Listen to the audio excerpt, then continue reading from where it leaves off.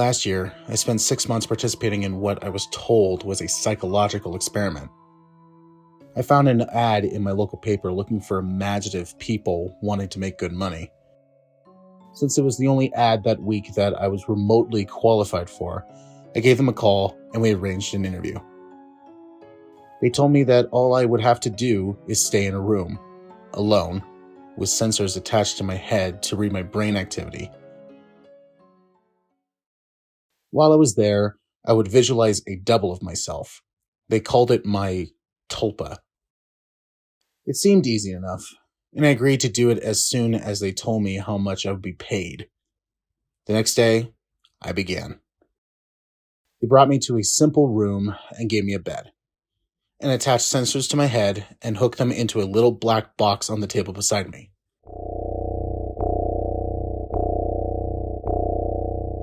They talked me through the process of visualizing my double again, and explained that if I got bored or restless, instead of moving around, I should visualize my double moving around, or try to interact with him, and so on. The idea was to keep him with me the entire time I was in the room. I had trouble with it for the first few days.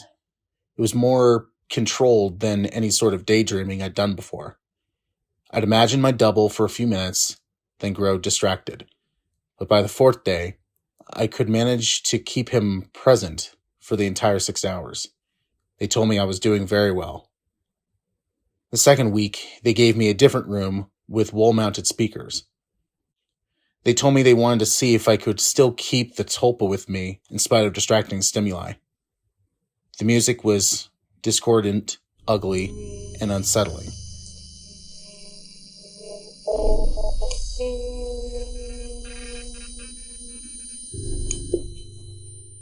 And it made the process a little more difficult, but I managed nonetheless. The next week, they played even more unsettling music, punctured with shrieks, feedback loops, what sounded like old-school modem dialing up, and guttural voices speaking some foreign language. I just laughed it off. I was a pro by then. After about a month, I started to get bored.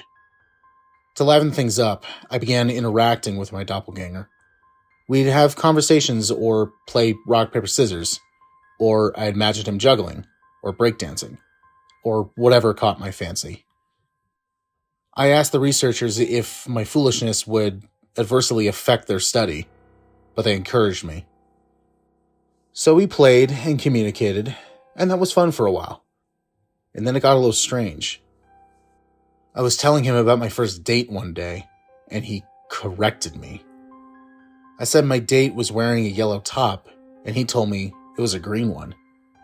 I thought about it for a second, and I realized he was right. It creeped me out, and after my shift that day, I talked to the researchers about it.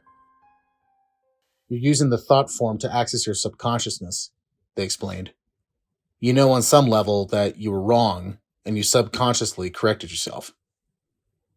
What had become creepy was suddenly cool.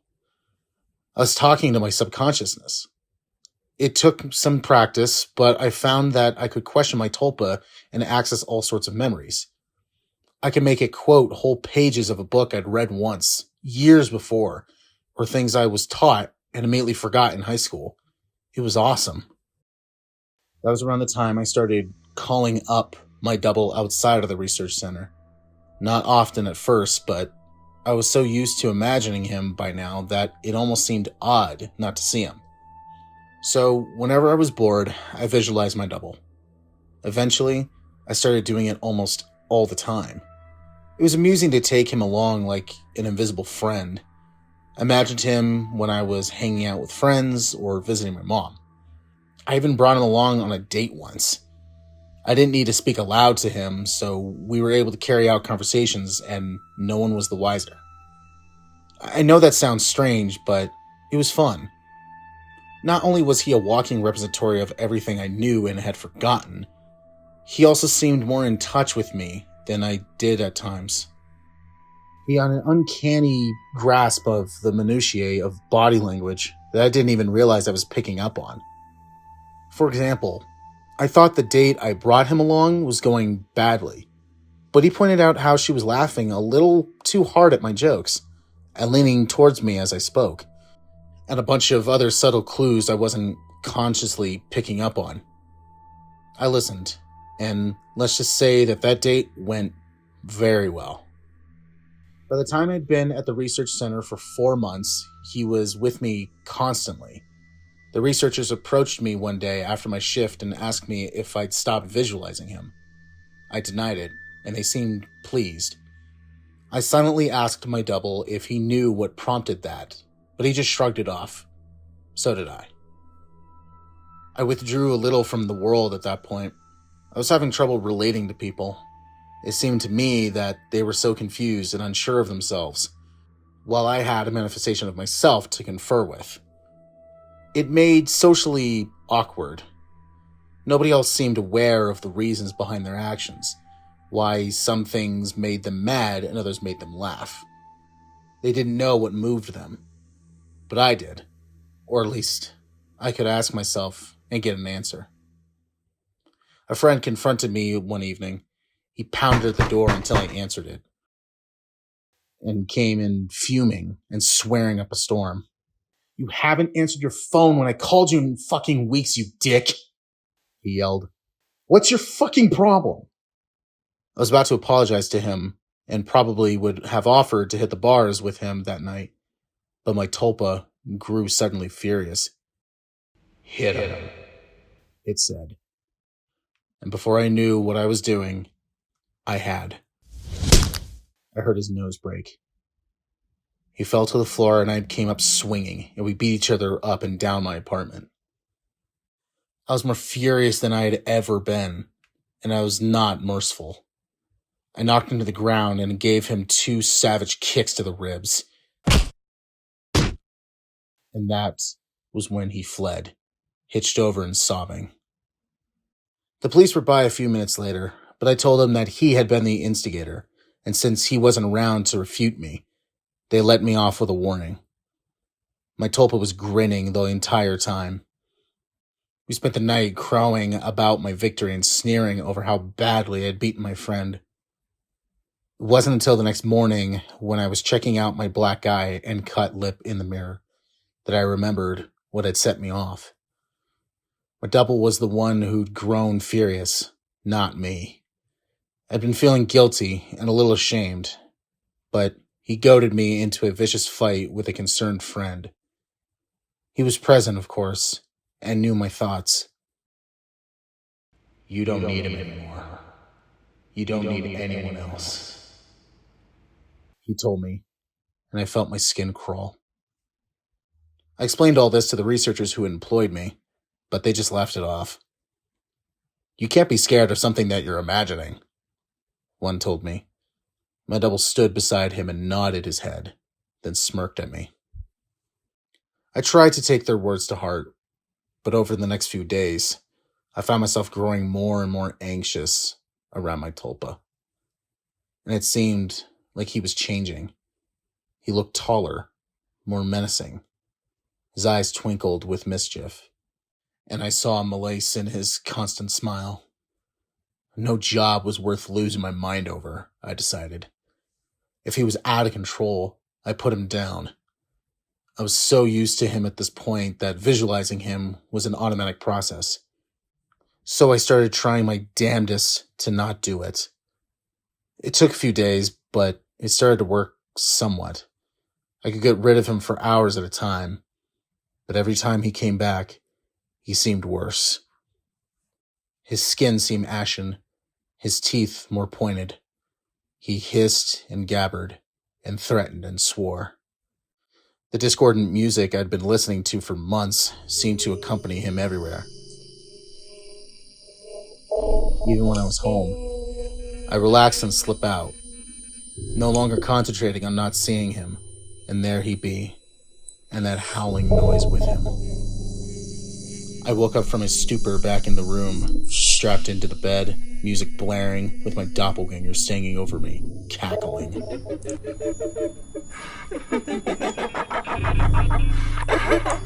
hardly looked human anymore. His features were twisted. His eyes were sunken into their sockets and filmed over like a corpse. He was much taller than me, but hunched over. His hands were curled, and the fingernails were like talons. He was, in short, fucking terrifying. I tried to will him away, but I just couldn't seem to concentrate. He giggled and tapped the IV in my arm. I thrashed in my restraints as best I could, but could hardly move at all. They're pumping you full of the good shit. How's the mind? All fuzzy. He leaned closer and closer as he spoke. I gagged. His breath smelled like spoiled meat. I tried to focus, but couldn't banish him. The next few weeks were terrible. Every so often, someone in a doctor's coat would come in and inject me with something, or force feed me a pill. They kept me dizzy and unfocused, and sometimes left me hallucinating or delusional. My thought form was still present, constantly mocking. He interacted with, or perhaps caused, my delusions. I hallucinated that my mother was there, scolding me, and then he cut her throat and her blood showered over me. It was so real that I could taste it. The doctors never spoke to me. I begged at times, screamed, hurled invectives, demanded answers. They never spoke to me. They may have talked to my Tulpa, my personal monster. I'm not sure. I was so doped and confused that it may have just been more delusion. But I remember them talking with him. I grew convinced that he was the real one, and I was the thought form. He encouraged that line of thought at times, mocked me at others. Another thing that I pray was a delusion. He could touch me. More than that, he could hurt me. He'd poke and pry at me if he felt I wasn't paying enough attention to him. Once, he grabbed my testicles and squeezed until I told him I loved him. Another time, he slashed my forearm with one of his talons. I still have a scar. Most days, I can convince myself that I injured myself and just hallucinated that he was responsible. Most days. Then one day, while he was telling me a story about how he was going to gut everyone I loved, starting with my sister, he paused. A querulous look crossed his face, and he reached out and touched my hand, like my mother used to when I was feverish. He stayed still for a long moment and then smiled. All thoughts are creative, he told me. Then he walked out the door. 3 hours later, I was given an injection and passed out. I awoke unrestrained, shaking. I made my way to the door and found it unlocked. I walked out into the empty hallway and then ran. There, I collapsed, weeping like a child. I knew I had to keep moving, but I couldn't manage it. I got home eventually. I don't remember how. I locked my door, shoved a dresser against it, took a long shower, and slept for a day and a half. Nobody came for me in the night, and nobody came the next day, or the one after that. It was over. I spent a week locked in that room, but it had felt like a century. I'd withdrawn so much from my life beforehand that nobody had even known I was missing. The police didn't find anything. The research center was empty when they searched it. The paper trail fell apart. The names I'd given them were aliases. Even the money I'd received was apparently untraceable. I recovered as much as one can. I don't leave the house much, and I have panic attacks when I do. I cry a lot, I don't sleep much, and my nightmares are terrible. It's over, I tell myself. I survived. I use the concentration those bastards taught me to convince myself. It works. Sometimes. Not today, though. 3 days ago, I got a phone call from my mother. There's been a tragedy. My sister is the latest victim in a spree of killings, the police say. The perpetrator mugs his victims, then guts them. The funeral was this afternoon. It was as lovely a service as a funeral can be, I suppose. I was a little distracted, though. All I could hear was music coming from somewhere distant.